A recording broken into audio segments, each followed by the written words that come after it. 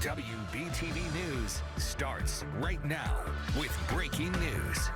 Breaking as we come on the air here live at 5 o'clock. Emergency evacuations happening in several communities, including Mecklenburg and Gaston counties. And it's because of this. Water from Helene being moved through the lake chain, and already flooded communities are about to be in even worse shape. We narrowly escaped a landslide. Some of the worst flooding residents say they've ever seen, and it's only getting worse tonight. Urgent evacuations and a dam on the verge of failure. We are following breaking news right now. Crews rushing to get people out of their homes near Mountain Island Lake. We're on your side live at 5. I'm Natisha Land. And I'm Jamie Bo. Ongoing evacuations. The situation getting worse in some neighborhoods tonight. Duke Energy releasing water from Lake Norman. This is actually Lookout Shoals that you're looking here above Lake Norman, but all the water's got to be coming down from the mountains. Right now, it is all flowing into Mountain Island Lake, and at any moment, Duke Energy will release water from Mountain Island Lake down the Catawba River, which will make already flooded communities even worse. WBTV's Jason Puckett is live in northwest Mecklenburg County near the Riverside Drive community. Jason, the water there is high and expected to get even higher in the next few hours. What are you seeing? Yeah, we are actually out here at a boat ramp right now, a bit of a steeper slope than some of the houses would be experiencing out here right now. Behind me right now, you can see some crews from the Riverbend Fire Department that just came out here and actually asked folks who were out here swimming, fishing, pulling boats in and out. They asked them to back up because right now, just 5 p.m., they are expected to open that Cowan's Dam up the Catawba and start releasing water. Lawrence, if we want to pan down here, the water level here at Mountain Island Lake is already high. This is about 4 feet over max at the moment. Estimates with this release are that it could go up to 10 feet. So think of where it is now with another 6 feet on top of it. You can look at these boat ramps over here leading to the docks. Those should be able to be walked on from dry land. That's how high the water level already is. Those are actually floating up, and another 6 feet might actually float them off the top of those poles, is what some of the officials out here are telling us right now. I want to emphasize, the folks out here, the officials are taking this very seriously, and they are urging community members here to do so as well. Again, asking anyone who lives on the water's edge or near water to go ahead and evacuate. A shelter has been set up at Belmont Middle School. To put this in true context, Duke Energy posted on their site that this could be the highest level ever reached here at Mountain Island Lake if it reaches that 10-foot level that they're expecting right now. Some area like this where it's going to move a little bit slower, we're standing in a safe spot. We're not as worried about an immediate change, but if your house is in a flatter area or you're going to be driving through roads that are in a flatter area, you could see an increased move very fast. Be very cautious out there. We're going to be here bringing you updates as this water level continues to rise here at Mountain Island Lake. For now, here outside the lake, Jason Puckett, WBTV, on your side. Yeah, it's important. The skies are clearing, but the emergency we're still dealing with is going to be here a while. Jason, thank you. There are at least 2 emergency shelters set up right now. One is at the Tuckasegee Rec Center on Tuckasegee Road. That's for folks on the Mecklenburg County side. Live on the other side, the Gaston County side, Belmont Middle. That's the place to go. Again, 2 emergency shelters if you live near Mountain Island Lake and the Catawba River. Well, the floodgates are opening in Mount Holly. We could see flooding there very soon. Got a crew there as well for you tonight. Our Claire Kopsky is watching that. Claire, what are you seeing so far in the area you're in? Well, Natisha, Jamie, the water, you can still hear it rushing here in an area that you wouldn't usually hear it. Now, let me give you a closer look here. This is Dutchman's Creek. You can see the bridge above. That's Main Street headed into downtown Mount Holly. We spent the day today roaming around this area, seeing just how strong this creek water has been bursting out of its banks. People in this community tell me that they believe that it's about 20 feet outside of its banks tonight. The intersection of Highland Street and East Central Avenue is where we saw an SUV partially submerged into creek water. Police say that while the flooding started creeping up Highland Street last night, the car entered the water around 6:45 this morning. Somehow, those in the car got themselves out to shore on their own, so no water evacuation was needed there. Throughout the day, though, many onlookers came to see how far the water had gone, including some in canoes. Another part of town on Old North Carolina Highway 27, this ball field sitting underwater. No kids playing there tonight. And back here, just off Main Street, trees and debris could be seen rushing in the water. One man who owns a creekfront property just a few miles down from where we are says that he's used to taking kayaks and paddle boards down this creek with his grandkids, but wouldn't dare get in the water tonight. I used to come with a kayak all the way here, and like I said, it's 20 minutes ride with a kayak with my family and have fun. And as soon as you cross this bridge upwards, there's stones and you cannot even go with kayak. So I never try. I mean, you cannot even ride the kayak all the way. The man you just heard from dropped this rock around 2 or 3 this afternoon, and as you can see, the water has receded several feet since they put that rock down. We put this one down over here about an hour ago. As you can see, water's gone down about a foot since then, but we are expecting Duke Energy to open the floodgates any minute now, so creeks in the Mount Holly area expected to rise. We, of course, are keeping a close eye on that, and they are asking the public, if you don't have to go out tonight, the traffic that we've been seeing all day, they don't want that to get any worse as emergency vehicles are trying to get through to help the people that are affected. For now, we're live in Mount Holly. I'm Claire Kopsky, WBTV, on your side. All right, Claire, thank you.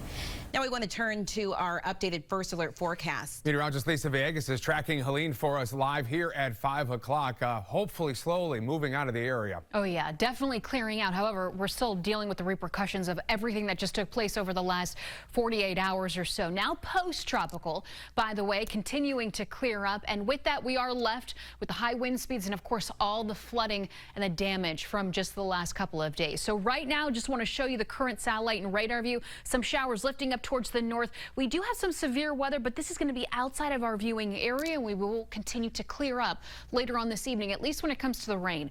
Wind speeds, they're still kicking up until later on this evening, right around 7 o'clock, watching for gusts to exceed 30 miles an hour. At times, some of us up in the mountains, gusts up to 50 miles an hour. So just think of all the rain we just accumulated. Some of us close to 20 inches here, Rachel, and so that could easily cause more damage as we move forward. Absolutely, and we've seen so many storm reports come in just over the past couple of days already. I wanted to break down where we have some of those flash flood emergencies in more detail, just take you one by one. I know we've been out live in the field showing you. I want to put this all to a map for you. We do have, of course, a catastrophic flooding out towards the Mountain Island Lake. So that flash flood warning is actually going to carry on through tomorrow night at 8 o'clock. That flash flood emergency that we have in place for Alexander, Catawba, Iredell, that's also going to go until 8 o'clock tomorrow evening. Let's talk about a couple more of these alerts. That flash flood emergency, that does include Watauga County. This also includes portions of Ashe County. We've got Wilkes County included as well for catastrophic flooding threat there. That'll go through 6:30 this evening. Wouldn't be surprised if that got extended. We also do have Lenore and Morganton included in this flash flood emergency, and that's going to last until 7:30. So again, the rain is gone, as meteorologist Lisa Villegas was talking about. The flooding threats continue, and we're going to watch them closely. We know you will. Rachel, appreciate it. Breaking right now, a story I've been following all day for you. Emergency management in Rutherford County warning people around Lake Lure to evacuate immediately because dam failure is, in their words, imminent. We've mapped it out here for you. This is in Rutherford County, as Jamie just said, about an hour and 45 minutes west of Charlotte. If the dam fails, all of the water could flow down the Broad River into Cleveland County, where flooding is already at dangerous levels. Reporter Michael Warwick is live there right now. Yeah, Michael, we saw these alerts going out from emergency management. It certainly got everyone's attention. Folks there must be a little on edge.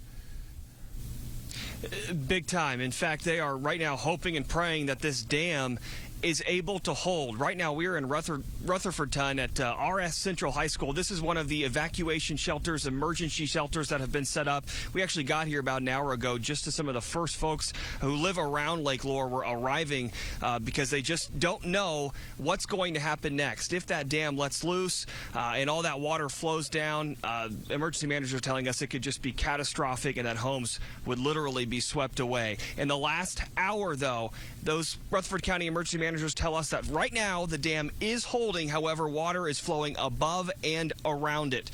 Just a minute ago, we had a chance to talk to Larry Sebrin. He lives about 5 miles from Lake Lure. In his 20 years plus living there, he has never seen anything like this or experienced a scare like this. I thought that we were probably pretty safe there, but I don't know. It's a lot of water, so it's up to God, you know. We just pray that everything will be right. We've had a chance to talk to some folks who have actually gone out on the roads. Trees are covering a lot of the roads up towards Lake Lure, and that has caused them to be stuck, waiting for trees to be cleared out of the roadways so folks can get to the people who are trapped in their homes, as we all just hope and pray that the Lake Lure Dam holds until these waters recede. We're live tonight. Back to you. We'll be watching it closely. Michael, thank you. Yeah, absolutely. Well, we have an important traffic alert, too. A major artery in and out of North Carolina is closed because of a mudslide. Parts of I-40 between Knoxville and Asheville is shut down. There's no telling right now for how long that will be. Dock crews hope to have it back open by tomorrow night. Now, it could be a while still, and you'll want to check your route if you are headed through that area over the weekend. Well, we just got this video of a huge tree blocking a residential street in Catawba, South Carolina. This trapping people inside their York County neighborhood. This tree also knocked down a power line. At last check, Duke Energy still working to cut off power to that downed line. And a tree hit a Charlotte utility truck this morning. We got this video from Joey Hewell on Matheson Avenue. This is near Noda and Plaza Midwood. The city had to tow the truck away. No word on whether anyone was hurt here. Now, we just heard Gastonia is working to clear more than 100 fallen trees off the city's roads. A lot of work to do. Unfortunately, in Charlotte, the powerful winds and falling trees caused a death. This happened on Brookway Drive in northwest Charlotte. Mapped it out for you here. Before heading to those evacuations, our Jason Puckett was reporting from where this tragedy struck. Yeah, kind of surreal to be in this northwest Charlotte neighborhood right now. The sun is shining, but behind us, the remnants of what happened this morning around 5 a.m. Charlotte Fire responded to this house here off Brookway Drive. You can see this humongous tree has fallen on this home, is still sitting here.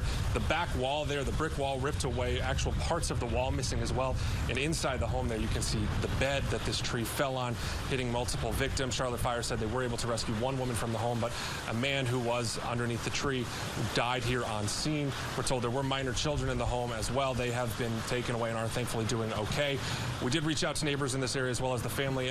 Understandably, they don't want to talk with us right now, but we will be bringing you the latest as this continues to develop. For now, here in Northwest Charlotte, Jason Puckett, Wbtv, on your side.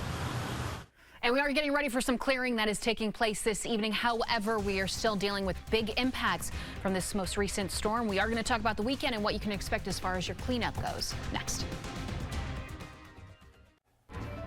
Live here at 5 o'clock, taking a wider look at the devastation left behind by Hurricane Helene. It made landfall last night in Florida as a Category 4 storm. Yeah, millions are without power across Florida, Georgia, and the Carolinas. Michael Yoshida is continuing our First Alert team coverage in Stackahatchee, where dozens are still waiting to be rescued.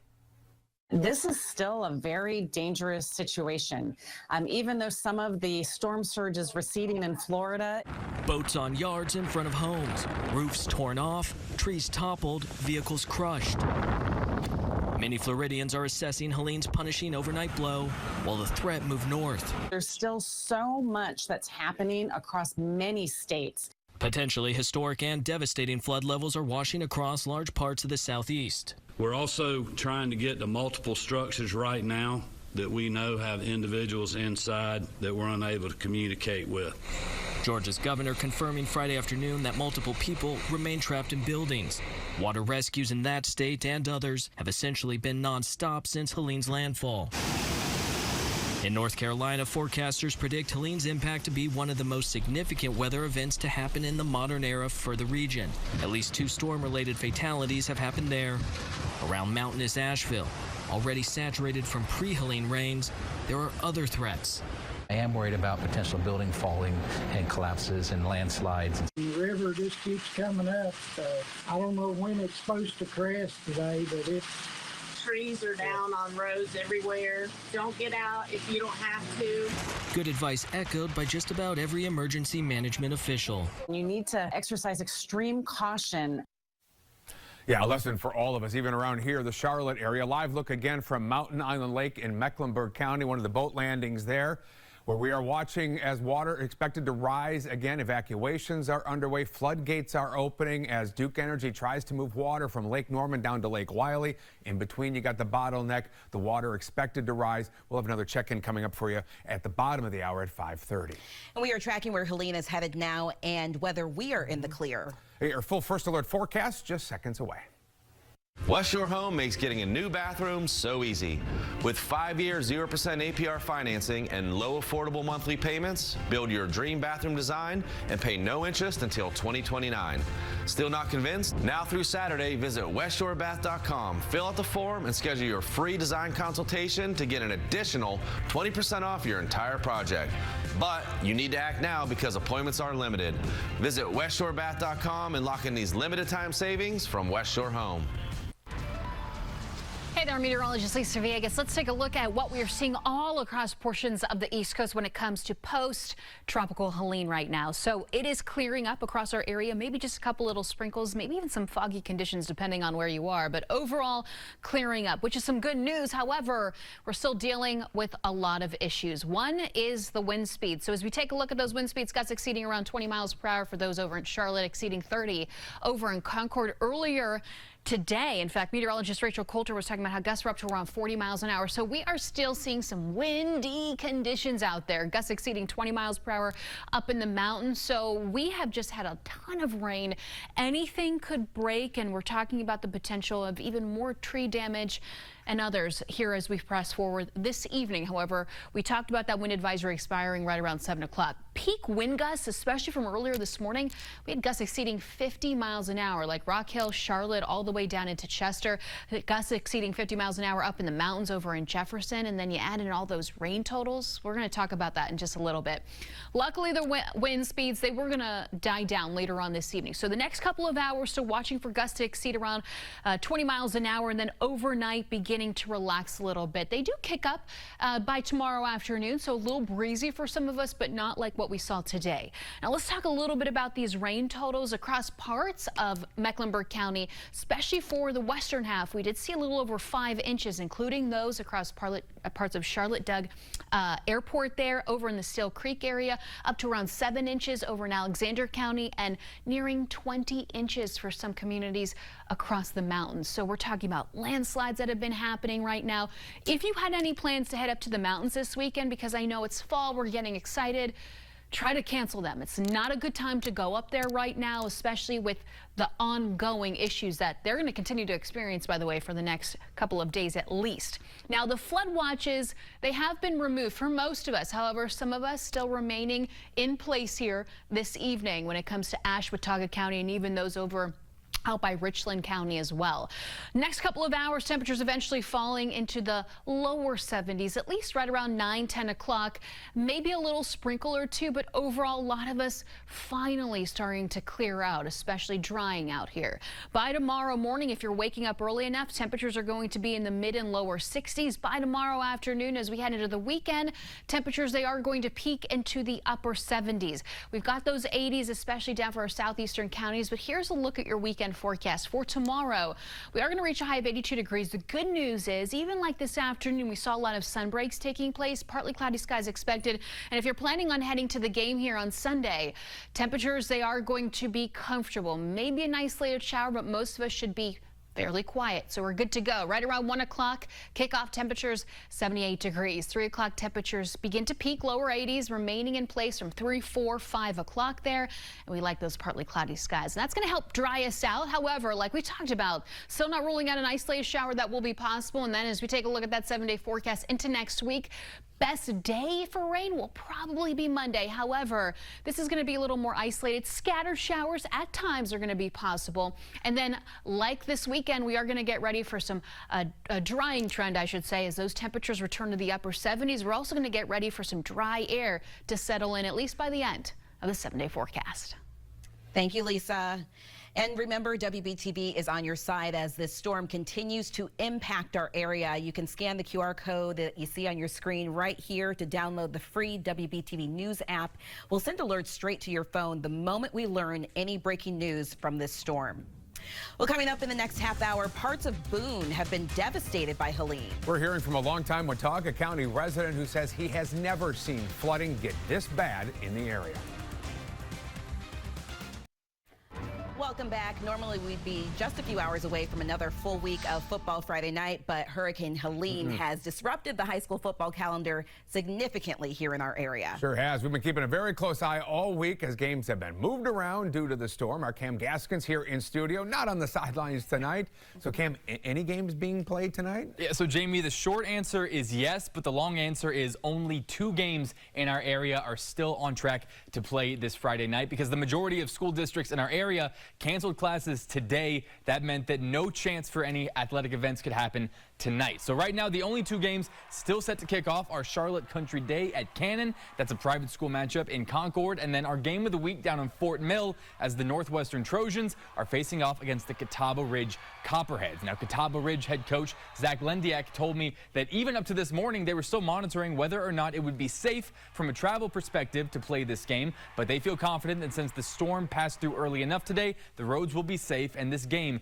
can stay on schedule. We really try to wait. You know, there's some schools that as soon as they see rain in the forecast, they'll jump on that and move it to, you know, Thursday or Wednesday or whatever. You know, we're like, hey, let's just wait and see. If it rains, it rains. I mean, it's part of football, you know, as long as it's safe for the kids and the fans to get there and they don't mind getting wet, you know, we're okay playing in it.